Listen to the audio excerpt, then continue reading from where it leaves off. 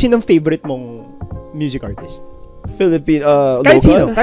sino. SZA. Yeah, dude. Or si Kendrick Lamar. Sabihin natin si SZA. Okay. Pinatugtog yung Kill Bill or any of her songs sa Revel. SZA needs to get paid for that. Because her song, the intellectual property, was used in a business. Ginamit ng Revel yung kanta niya para sa business nila. You mean to say every single time they play, every night of the week? Ideally.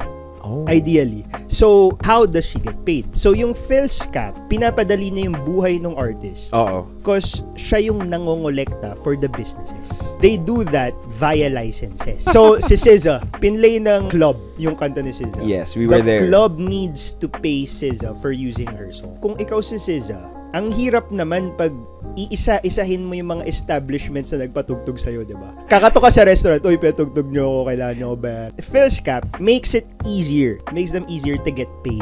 Kunyari, yung example ko kanina, yung club, kailangan niya kumuha ng license kay PhilSCAP para freely makapag-play ng mga kanta. Kung di niya binayaran yun, that's considered as copyright infringement. Okay. Which is against the law.